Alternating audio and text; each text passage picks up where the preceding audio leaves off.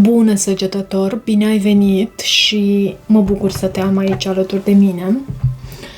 În această citire vom verifica energiile persoanei care vine înspre tine în următoarea perioadă, în următoarele 7-8 zile, cam așa, următoarea săptămână, ok? Și, bineînțeles, această persoană poate să reprezinte iubirea vieții tale sau poate să reprezinte o altă persoană, chiar și un membru al familiei cu care tu intri foarte mult în contact în următoarele 7-8 zile. Cam astfel este menită această citire să funcționeze. Hai să vedem din acest oracol ce mesaj avem pentru tine din partea Universului, ce are să îți transmită Universul prin intermediul acestor cărți în legătură cu această persoană care vine foarte mult în contact cu tine în următoarea perioadă. Privește adânc în emoțiile tale. Privește adânc în emoțiile tale și surpriză. S-ar putea să fii surprins cu ceva anume. S-ar putea să primești un cadou surpriză. Sau, în adâncul emoțiilor tale, dacă tu stai să le analizezi, vei găsi ceva valoros, vei găsi ceva... Uite, văd și uniune. Uniunea a două suflete pereche, care poate să vină... Uite, și aici este repetată această idee de surpriză. Această uniune poate să vină atunci când tu te aștepți cel mai puțin. When you least expect it. Hai să vedem tarotul ce are să îți transmită pentru săgetător. Ce avem pentru săgetător aici?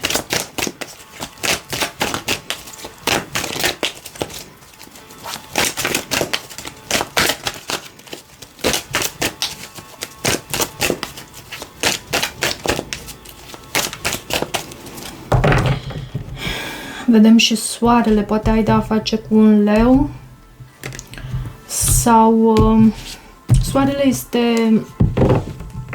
vorbește despre sezonul leului. Bine, mai este până atunci, până în aproape de luna august. Regele de cupe este bărbatul acela îndrăgostit, lumea, asul de monede și pajul de bâte. Poate este o distanță între voi, poate pentru unii, poate este și o diferență de vârstă, pentru că te văd pe tine în elementul acesta foc și această persoană. Poate ai de-a face cu un semn de apă, un rac, un pește, un scorpion, sau un semn fix, iarăși, taur, scorpion, leu, vărsător, și ai șansa aceasta de nou început între tine și această persoană. Da, acest card, lumea, poate fi interpretat ca distanță. Lumea vă desparte. 9 de spade, regele de bâte, ok. Regina de bâte, ce frumos. Regina de cupe, asul de spade, puterea, steaua, și sfatul pentru tine în această situație este tocmai 7 de spade. Cel mai bun pas pe care tu îl poți face are legătură cu această energie a 7 de spade. Și 7 de spade, da, uneori este cartea hoțului, însă acest personaj este nevoit să fure armament din tabăra adversă, pentru că altfel ar pierde războiul. Însă, prin acest plan pe care el și l-a făcut de a dezarma pe cei din tabăra adversă, el dă dovadă de istețime și astfel are posibilitatea de a câștiga. Este și cartea care anunță faptul că e bine să îți vezi de propriul interes în această situație și Să urmărești să existe cât mai puține pierderi pentru tine.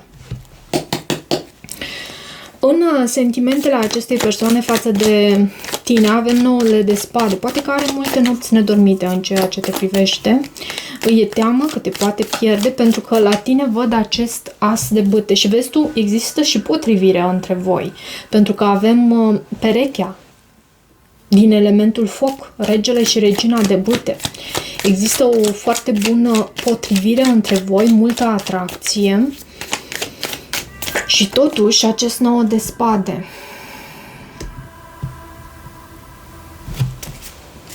Și 7 de cupe. Această persoană are opțiuni sau tu? Cine? Eu cred că această persoană are opțiuni și parcă tu ai început să ții la distanță. Ai aflat adevărul în ceea ce privește această persoană și ai început să o cam ții la distanță cu acest as de spade. Și poate că acest card, puterea, reprezintă același lucru. Puterea reprezintă un blocaj între voi, poate chiar pe rețelele de socializare, nu mai comunicați atât de mult precum obișnuiați aici, pentru că am văzut și cardul lumea care poate să simbolizeze comunicare în online. Împăratul. Da, există control aici. Există control. Văd leu, berbec, dar nu neapărat să fie vorba despre unul din aceste semne zodiacale. Există control și reprimarea emoțiilor sau suprimare, cum să o numesc. Știu că e o diferență între ele două, dar nu mai știu care. Unul din ele presupune, cred că suprimarea, presupune băgarea sub preș din conștient, în mod conștient, de fapt, a sentimentelor. Dar e posibil să mă înșel. Ce este cu acest card, Regina de Cupe? În felul în care se arată această persoană. Regina de Cupe poate să semnifice o persoană dintr-un semn de apă, dar e o persoană extrem de sensibilă, extrem de iubitoare. Se arată astfel această persoană. Foarte vulnerabilă cu tine. Și justiția.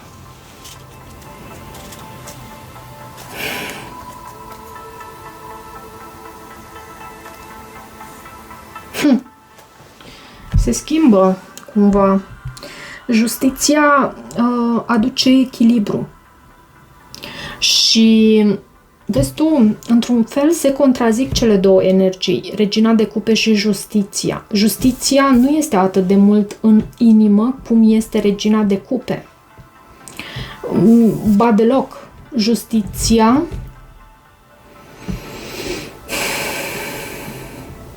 este neutrală. Neutră. Ea pune în talerele balanței sale totul.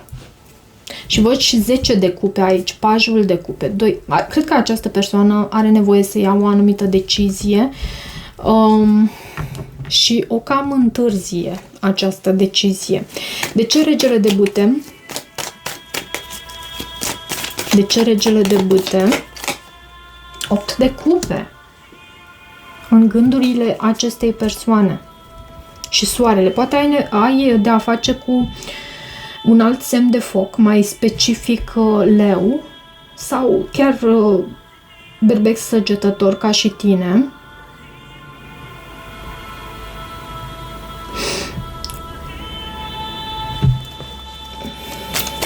Ce este cu aceste cărți în gândurile acestei persoane? La ce se gândește această persoană? Și regele de spade.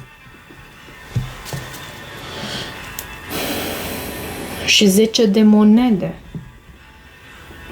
Sunt mai multe persoane aici implicate? Așa am sentimentul, sincer.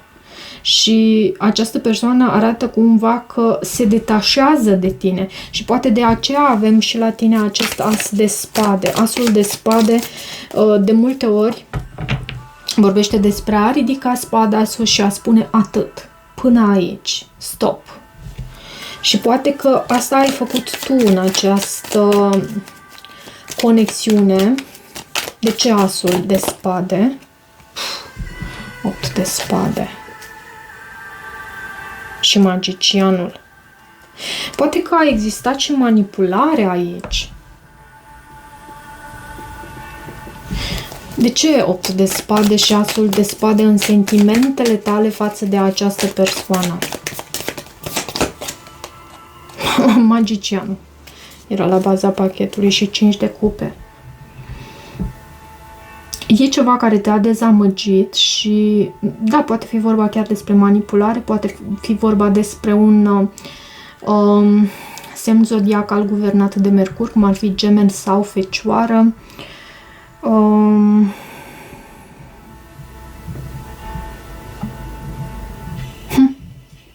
Dezamăgire.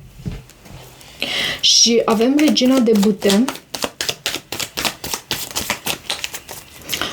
în intențiile acestei persoane. Uite, Regina de Bâte și-a venit lumea. Regina de Bâte se alege pe sine.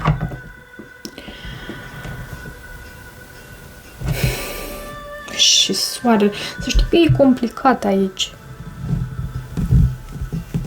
Poți să ai de a face cu un semn de foc. La fel ca și tine. Și un semn de foc care mai are de a face cu altcineva. Nu doar cu tine.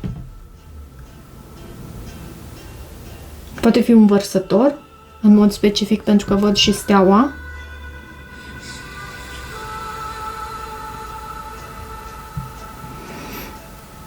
Dar mai poate fi, vezi tu, această persoană în intențiile sale ești tu, Regina de Bâte. Și de ce Regina de Bâte și lumea? Mai dă-mi o carte aici. 7 de spade. Vorbește despre a încheia ceva anume. Și Regina de Cupe. Mai există cineva.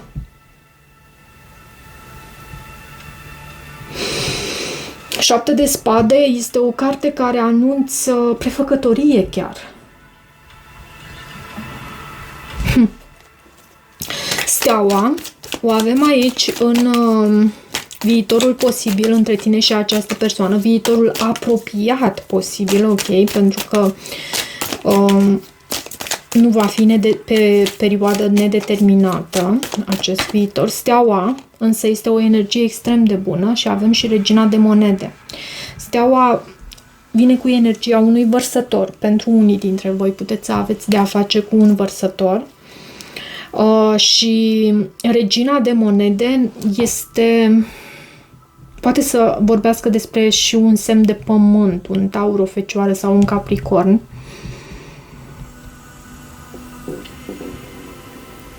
O persoană populară, uite, iarăși, poate fi o persoană în centrul atenției cu această carte Steaua. Împlinirea unei dorințe poate să anunțe această carte Steaua, dar sunt energii frumoase. Poate fi vorba și despre o așteptare a acestei persoane. Poate fi vorba și despre așa ceva. Ce este cu acest 7 de spade acum? Hai să vedem 7 de spade în sfatul pentru tine din partea sinelui tău înalt. 5 de cupe. Da, rămâne același sfat și anume să îți vezi propriul interes, să faci ceea ce consideri că este mai bine pentru tine, pentru că există anumite contexte în care oricât ne-am dorit noi să fim imparțiali, corecți, juști, și justeția trebuie să ne rămână acolo. Dar atunci când ceilalți nu sunt astfel, ba dimpotriva acționează într-un mod mărșav și în ascuns și eschivându-se, noi trebuie să ne vedem propriul interes, pentru că altfel putem să ajungem dezamăgiți în astfel de contexte. Hai să vedem și un mesaj 2 din acest oracol.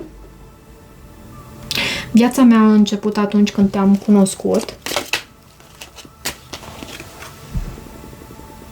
Tu deja știi. Adevărul îl cunoști.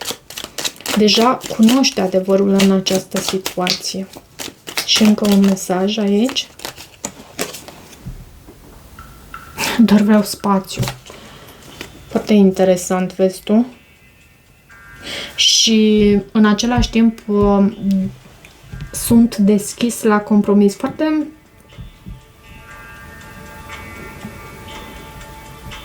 Foarte interesant. Pentru că se și contrazic din energiile acestea.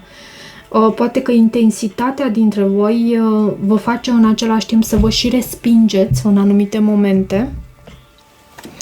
Vreau să văd și un mesaj din partea visului șamanului. Ce avem pentru săgetător? Te rog, Spirit, să mă ajuți aici și să-mi oferi mesajul, cartea. Pentru săgetător. Casa îngrijită. Ok. Spațiul îngrijit. Când ne îngrijim spațiul în exterior,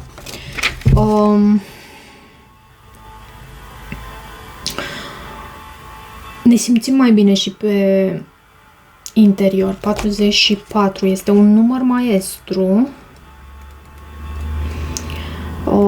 Cel care vine cu structură, cu stabilitate, claritate și organizare.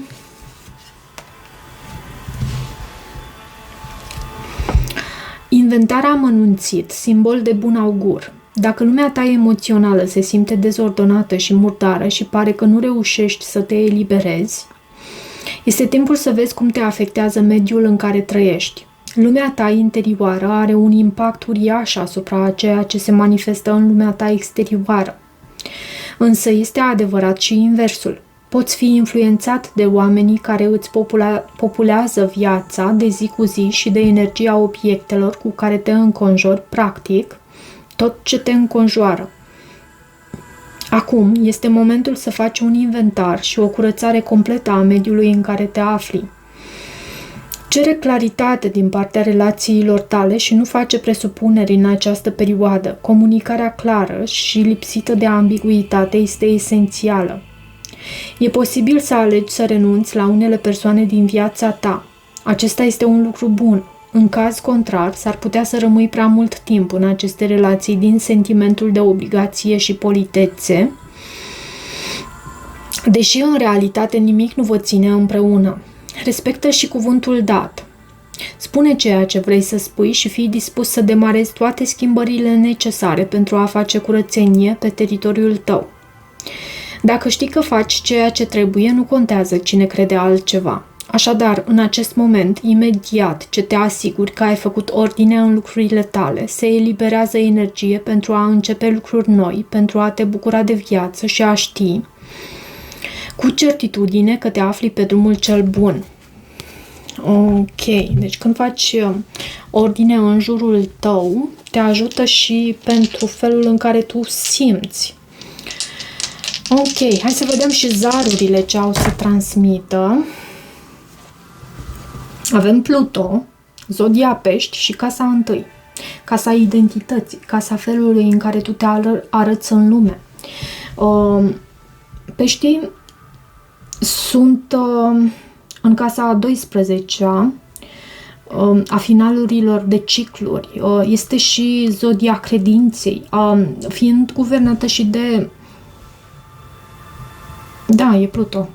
Fiind guvernată, uite, să arăt și ție. Fiind guvernată de Neptun, această zodie, zodia Pești, mai poate să vină și cu confuzie, cu nebuloasă, cu... Poate ai de a face cu un pești. Sau cu o persoană cu marcaje în pești.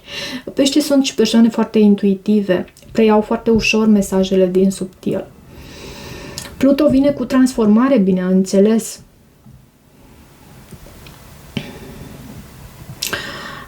Guvernează zodia Scorpion, planeta Pluton, și vede în profunzimi, până în profunzimi. Cam atât pentru această citire, dragilor. Dacă rezonați cu acest mesaj, nu uitați să vă abonați canalului, să mai treceți pe aici, să-mi lăsați o apreciere și un comentariu. Eu vă mulțumesc pentru toată susținerea voastră și pentru faptul că îmi sunteți alături. Și, bineînțeles, vă mai aștept aici. Cu comentarii, cu like-uri, cu share sau nu, cu de fapt abonare se cheamă, dar cum simțiți voi, cu vizualizare, bineînțeles, asta ajută cel mai mult și poți să dai și un share pentru un prieten care are săgetător pe harta natală, pentru că mă ajută. Mă ajută pe mine în plan personal, dar ajută și acest canal și să știi că mă exprim astfel pentru că eu m-am pus în slujba Universului cumva și, nu cumva, chiar m-am pus în slujba Universului și am cerut Universului să lucreze prin mine, atât cât se poate, bineînțeles, nu mai mult. Sau nu, cum ar trebui să mă exprim aici? Cât se poate. Cât e menit pentru mine să lucrez pentru acest univers și cât e menit pentru mine să fiu în serviciul celor din jur. Și cam atât. Toate bune!